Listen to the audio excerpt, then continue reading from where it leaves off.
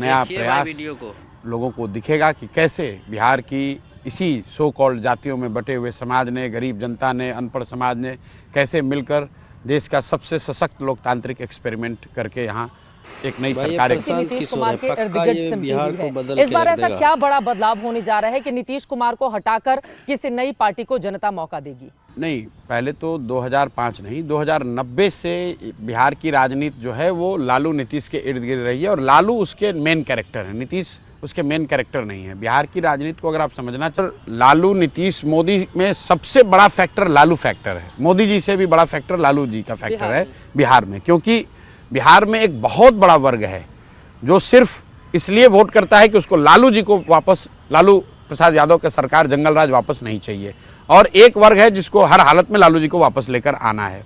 तो वो एक बहुत बड़ा फैक्टर है। कई बार लोग बताते हैं कि बिहार में जातियों पर वोट पड़ता है, कोई कहता है राष्ट्रवाद पर वोट पड़ता है, कोई कहता है हिंदू मुसलमान पर वोट पड़ता है।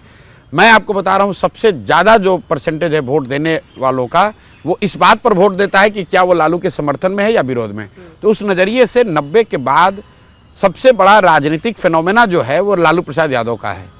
और धीरे धीरे मुख्यमंत्री तो नीतीश है ना, नहीं, मुख्यमंत्री कोई भी बने, लालू जी तो मुख्यमंत्री बहुत कम समय के लिए रहे उस नज़रिए से, उसके बाद उनकी वाइफ रही हैं। और लालू जी को एक ही बार खाली सफलता मिली 1995 में।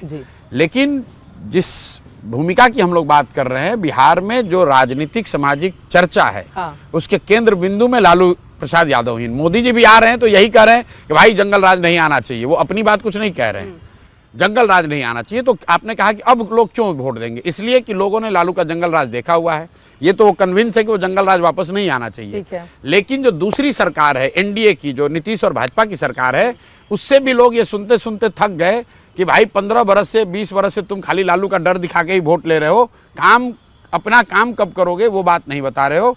शुरुआती 5 साल लोगों ने इसलिए वोट दिया कि उनको जंगल राज नहीं चाहिए था, फिर 5 साल लोगों ने ये इसलिए वोट दिया कि कुछ उनको सड़क, बिजली, पानी में सुधार दिखा। लेकिन पिछले 10 वर्षों में एनडीए की जो उपलब्धि है वो करीब करीब शून्य रही है, सिवाय इसके कि भाई अगर हमको नहीं वोट दोगे तो लालू आ जाएंगे, इसके अलावा कुछ भी नहीं है। जमीन पर जो स्थिति है, प्रधानमंत्री जी अपने कामकाज गिनाते हैं, कौन सा काम किया, इंजन की सरकार है, कौन सा काम किया है? देखिए काम किया है मोदी जी खुद ही कहते हैं कि गुजरात में मैं 2002 में गया, उससे पहले गुजरात में बड़ी हालत खराब। 10 साल मोदी जी के शब्दों में ही बहुत लंबा समय है। बिहार में मोदी जी और नीतीश की सरकार 20 बरस से है। 2005 में जब मोदी और नीतीश की सरकार बनी, भाजपा नीतीश की सरकार बनी, तो बिहार देश का सबसे गरीब, सबसे पिछड़ा, सबसे निरक्षर, सबसे ज़्यादा बेरोजगारी पलायन वाला राज्य था। और आज 2025 में भी देश का सबसे गरीब, पिछड़ा, निरक्षर, पलायन, बेरोजगारी वाला राज्य बिहार ही है। तो मोदी जी ने क्या सुधार कर दिया? और इसीलिए मैं बिहार के लोगों को बता रहा हूं कि अगर मोदी जी 10 वर्ष में गुजरात सुधारने का दावा करते हैं तो भाई तुम 20 वर्ष में बिहार के लिए कुछ क्यों नहीं कर पाए? ठीक है, कई और सवाल है, उस पर मैं आऊंगी, लेकिन स्कूल का बैग आपको बस्ता मिल गया है चुनाव चिन्ह के तौर पर, तो आपको लग रहा है कि इससे कमाल हो जाएगा या वोट कटवा पार्टी बनकर रह जाएगी? मिल नहीं गया है, मिलता कुछ नहीं है। जीवन में हर चीज लेने के लिए जद्दोजहद करनी पड़ती है, उसके लिए प्रयास, पुरुषार्थ, पराक्रम करना पड़ता है, ऐसे थोड़ी मिलता है। स्कूल का बक्सा इसलिए मिला है कि हम लोग की सोच है कि बिहार का जो गौरवशाली इतिहास है, अगर उसकी पुनर्स्थापना होनी है, फिर से उसको पुनर्जीवित करना है, तो वो सीमेंट की फैक्ट्री और छड़ की फैक्ट्री से नहीं होगा। बिहार की जो भूमिका रही है, जो इसका गौरवशाली इतिहास रहा है, वो यहाँ के ज्ञान की वजह से रहा। इसको ज्ञान की भूमि ही कहा गया है।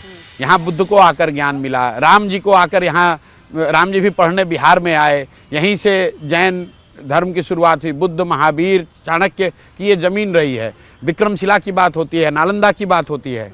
तो हम लोग ऐसा समझते हैं कि बिहार को अगर इस कुचक्र से निकलना है तो फिर से सरस्वती की कृपा होनी चाहिए, ज्ञान की भूमि इसको बनना चाहिए, और उसका रास्ता यही है कि लोग पढ़ाई को फिर से अपने कोर प्रायोरिटीज में ले आए। ठीक है, तेजस्वी यादव भी कलम बांट रहे हैं। पिछले 25-30 वर्ष में लालू नीतीश की सरकार ने यहाँ के लोगों के पीठ पर बोड़ा बांधा है। जनसुराज ये कह रहा है कि उस बोड़े को हटाओ, अपने बच्चों के पीठ पर बस्ता लगाओ, जब बच्चे तुम्हारे पढ़ेंगे तब बिहार का सुधार होगा।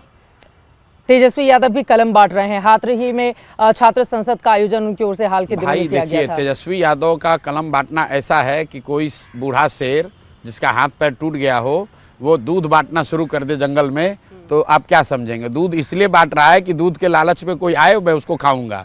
तेजस्वी यादव कलम वाले नेता नहीं, ये कट्टा वाले नेता हैं। जब इनके माँ बाप की सरकार थी तो बिहार में सबसे ज़्यादा अवैध कट्टे बनते थे। तो आज भी इनकी जब सरकार बनेगी तो ये बालू माफिया, शराब माफिया, कट्टा, अपहरण, रंगदारी, इससे बाहर ये लोग नहीं निकल सकते हैं। कलम क्यों बांट रहे हैं? कलम इसलिए बांट रहे हैं कि किसी तरह जनता को बेवकूफ़ बनाया जाए कि भैया हमको भी शिक्षा की समझ है। जो व्यक्ति मुख्यमंत्री का लड़का है, 9वीं पास नहीं किया है, और खुद ही नहीं, उस पूरे परिवार में देख लीजिए, इन लोगों का पढ़ाई से कोई लेना देना नहीं, इनका सरस्वती से कोई सरोकार ही नहीं है। ये तो पास बड़ी डिग्री है। अरे भाई तो फर्जी डिग्री है, सबको मालूम है। तो पूरे खानदान में फर्जी डिग्री है। अरे भाई आप देख लीजिए उस परिवार में, मैं सब पर टिप्पणी नहीं करना चाहता हूं, लेकिन चूंकि आपने बात उठाई है, 2 लोग मेडिकल डॉक्टर हैं, दोनों टाटा के मेडिकल कॉलेज से मैनेजमेंट कोटा से बने। मीसा भारती सिर्फ उनका एडमिशन नहीं हुआ, पूरा स्टोरी जाकर देख लीजिए नेट पर। साल भर के अंदर सुरक्षा के नाम पर उनको पीएमसीएच में ट्रांसफ़र कर दिया गया, पटना मेडिकल कॉलेज में। और हद तो ये हो गई कि डिग्री जब वो कोर्स कर रही थी तो मीसा भारती पटना मेडिकल कॉलेज की टॉपर हैं। और ये देखिए कि पीएमसीएच से जो पढ़ के टॉपर हुई हैं, उन्होंने आज तक मेडिसिन का प्रैक्टिस ही नहीं किया, कभी काम ही नहीं किया, एक रोगी नहीं देखा। ये लालू जी की देन है भैया। ये कलम बांटने वाले लोग हैं भाई, ये लोग लक्ष्मी की पूजा करने वाले लोग हैं, सरस्वती से इनका कोई लेना देना नहीं है। ये कट्टा जानते हैं, नोट जानते हैं। तो इसका कोई असर नहीं पड़ेगा? जिस तरह क्या से असर छात्र पड़ेगा? संसद बड़ी भीड़ आई थी, हालांकि बाद में थोड़ी भगदड़ भी मच गई और हमने बापू सभागार में ऐसा है, बापू सभागार में जिस भीड़ की आप बात कर रहे हैं, उस बापू सभागार को जन सुराज ने हर हफ्ते लगातार हर 7 दिन पर 1 बार नहीं, 2 बार नहीं, 10 बार हम लोगों ने भरा है। कल से आप टाइम दे दीजिए, मैं हर दिन उसको भर देता हूँ। 10,000 लोगों का पटना में इकट्ठा होना वो अपने आप में कोई खबर नहीं है।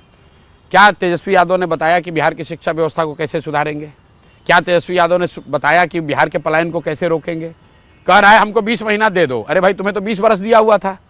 15 साल तो आपके माँ बाप यहाँ मुख्यमंत्री थे, 3 बरस आप खुद यहाँ पर डिप्टी सीएम रहे हैं, तो आपको अब कितनी बार मौका चाहिए भाई? अरे तो यहाँ की जनता आपको क्यों चुने, आपको मौका क्यों दे? बिल्कुल हमको मौका ना दे। आपने कहा चंद्रगुप्त और चाणक्य, तो हम तो चाणक्य की भूमिका में ही हैं। इस बार अब लालू का लड़का राजा नहीं बनेगा, नीतीश का लड़का राजा नहीं बनेगा, किसी नेता का लड़का राजा नहीं बनेगा। इस बार बिहार के लड़कों का राजा बनने का समय आया है। बिहार के आम जनता के लड़कों के बच्चों का राजा बनने का समय आया है। उन 1200 परिवार के लोग जो पिछले 30 वर्ष से बिहार की सत्ता में कायम हैं, उनसे अलग जो परिवार हैं, उनसे अलग के जो लोग हैं, उनके सत्ता में आने का समय आ गया है। क्राइटेरिया क्या है जब आप उम्मीदवारों का चयन करेंगे? तो कहा जा रहा है कुछ तो उसमें जेडीयू के लोग हो जाएंगे, कुछ दूसरी पार्टी से जो लोग निकाले जा रहे हैं या किसी वजह से छोड़कर आ रहे हैं उनको प्रशांत किशोर टिकट देंगे। अच्छा, ये जो कहा जा रहा है, ये कौन लोग हैं जो कह रहे हैं? आप ही के जो दिल्ली में जो बैठे हुए हैं लोग, जो उनको बिहार का ये कहा जाए कि भाई आप बिहार का 38 जिला का नाम बता दो, वो नाम नहीं बता सकता, लेकिन आप लोग के चैनलों पर बैठता है और आप लोग लिखते हो राजनीतिक विश्लेषक, एनालिस्ट, विशेषज्ञ, और वो ज्ञान देता है बिहार के बारे में। उससे जरा पूछिए भाई बिहार का 38 जिला का नाम बता दीजिए पहले। वो 38 जिला का नाम नहीं जानता है, लेकिन बिहार में रहने वाले